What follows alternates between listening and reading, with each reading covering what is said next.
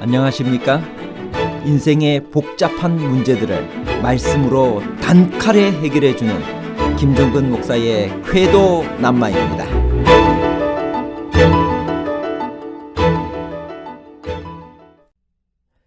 우리 몸에 영과 혼과 몸이 따로따로 있나요?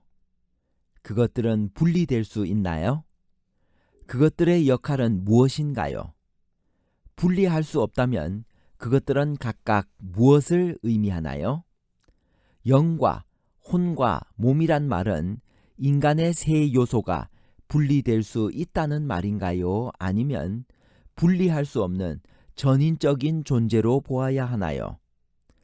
분리된 존재와 전인적인 존재에 관한 복잡한 문제를 하나님 말씀의 가르침으로 명쾌하게 해결해 드리겠습니다. 영과 혼과 몸이 따로 존재하나요? 데살로니가전서 5장 23절 평강의 하나님이 친히 너희를 온전히 거룩하게 하시고 또 너희의 온 영과 혼과 몸이 우리 주 예수 그리스도께서 강림하실 때 흠 없게 보존되기를 원하노라. 우리 몸을 영과 육으로 나누는 것을 이분설이라고 하고 영과 혼과 육으로 나누는 것을 삼분설이라고 합니다. 삼분설은 그리스 철학의 바탕을 두고 있으며 초대 교부들 사이에서는 널리 알려진 사상이었습니다. 이분설은 어거스틴을 통하여 중세 교회들에 의하여 지지를 받았습니다. 상당수의 주석들이 인간에게는 육체와 영혼 두 요소가 있는데 핍박자들은 하잘것없는 육체를 죽일 수는 있지만 불멸하는 영혼만은 멸할 수 없다고 해석하고 있습니다. 문제는 과연 성경이 인간의 영혼이라는 것을 육체와 독립하여 인정하고 있느냐 하는 것입니다.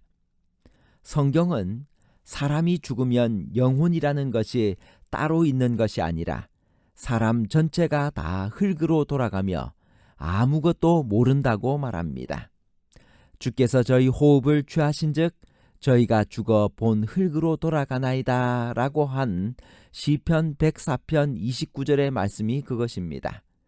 흙은 여전히 땅으로 돌아가고 신은 그 주신 하나님께로 돌아가기 전에 기억하라고 한 전도서 12장 7절의 말씀은 마치 죽은 후에 영혼이 하나님께로 가는 것 같지만 여기서 신으로 번역된 히브리어 루아흐라고 하는 말도 별다른 뜻을 가지고 있는 것이 아니라 호흡, 바람이라는 뜻입니다.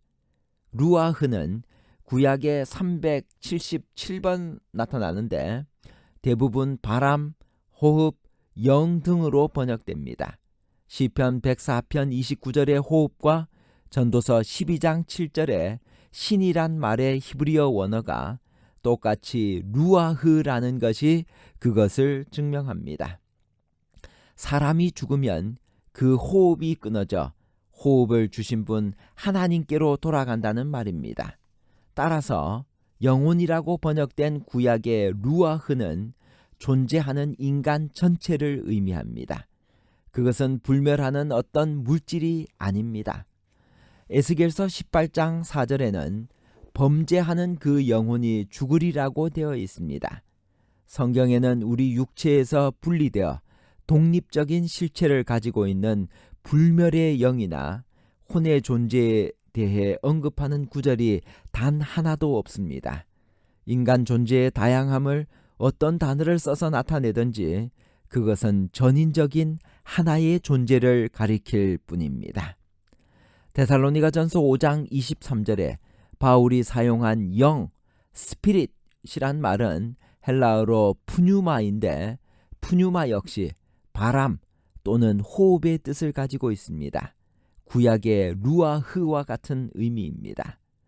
영혼 없는 몸이 죽은 것 같이 행함이 없는 믿음은 죽은 것이라고 야고보서 2장 26절의 말씀도 같은 뜻입니다. 여기서 영혼은 호흡입니다. 그 다음 혼이란 말의 헬라어 푸슈케는 신약에 40번 쓰였는데 호흡이나 목숨, 혹은 생명의 뜻으로 쓰였으며 단순히 사람 전체를 의미하기도 합니다. 때로는 대명사로 쓰이며 감정이나 정신 혹은 마음을 나타내기도 합니다. 신약 성경 어디에도 영, 푸뉴마나 혼, 푸슈케를 육체와 독립되어 실제하는 어떤 것으로 나타내지 않습니다. 따라서 본문에서의 영이나 혼도 사람의 육체에서 분리되어 나온 실제하는 어떤 영적 생명을 말하는 것이 아니라 인간의 육체에 대비되는 의미에서 어떤 영적이고 지적인 분야를 의미하는 것입니다. 이 문제에 대한 그랜드 주석의 다음과 같은 설명은 적절한 것이라고 하겠습니다. 그랜드 주석 15권 948페이지입니다. 바울이 본절에서 말하고자 하는 바는 성도들 삶의 전 영역이 더 본질적으로는 성도의 존재 자체가 전체성을 이루어 통일성을 보존하는 가운데 성화되기를 원했던 것이지 인간을 구성하는 본질적 요소들을 밝히려 했던 것은 아니다 라고 기록하고 있습니다. 영과 혼과 몸, 바울은 사람의 본질을 연구하는 것이 아니라 그가 회심시킨 자들 생애의 어느 부분도 하나님의 성화시키는 능력에 영향받지 않는 것이 없다는 사실을 분명히 하고 있습니다. 일반적으로 성경은 사람의 두 가지 부분, 즉 몸과 혼 혹은 몸과 영에 대하여 말하는 것처럼 보입니다. 데살로니가 전서에서는 사람의 어느 부분도 성화의 영향에서 제외될 수 없다는 것을 강조하기 위하여 이 개념들이 결합되어 있습니다. 바울이 시도한 구분에서 특별한 의미를 발견할 수 있습니다. 영, 푸뉴마로 사람은 부여받은 지성과 사상의 더 높은 원리를 이해할 수 있으며 이것을 통하여 하나님이 그의 영으로 교통할 수 있습니다. 사람이 그리스도의 형상으로 변화되는 것은 성령의 역사를 통하여 마음이 새롭게 됨으로 이루어집니다. 혼, 푸슈케는 우리는 충동과 감정과 욕망으로 발현되는 인간 본성의 그 부분으로 이 말을 이해할 수 있습니다. 사람의 본성에 속한 이 부분 역시 성화될 수 있습니다. 성령이 역사하여 마음이 하나님의 마음과 일치되고 성화된 이성이 저급한 본성에 대한 지배력을 행사할 때, 그렇지 않을 경우 하나님께 적대적인 충동이 하나님의 뜻에 복종하게 됩니다. 이와 같이 겸손한 그리스도인은 하나님께 순종할 때 진정으로 자기 마음의 충동을 참으로 수행하는 것인 그런 성화의 경지에 도달할 것입니다. 그는 하나님의 뜻 행하기를 즐거워합니다. 그는 마음속에 하나님의 법을 지녔기 때문입니다. 몸이라고 하는 말은 헬라어로 소마라고 하는데 그 의미는 다음과 같습니다. 그것은 고상한 본성이나 저급한 본성, 그 어느 쪽으로도 통제되는 신체, 즉 살과 피와 뼈입니다. 성화된 마음이 지배할 때 몸은 오용되지 않고 건강이 증진됩니다. 몸은 활동적인 그리스도인이 그의 주님을 섬기는 데 사용하는 적절한 도구가 됩니다. 몸을 포함시키지 않는 성화는 완전하지 않습니다. 우리 몸은 하나님의 성전입니다. 우리는 몸을 거룩하게 보존하여 하나님이 그 가운데서 영광을 받도록 항상 노력해야 합니다. 시대 소망 668페이지입니다. 모든 참된 순종은 마음에서 우러나온다. 그리스도와 함께 일하는 것은 마음이다. 만일 우리가 동의한다면 그분은 우리의 마음과 정신을 당신 자신의 것으로 간주하시고 우리의 사상과 목적을 당신의 뜻과 일치하도록 섞어 놓으실 것이다.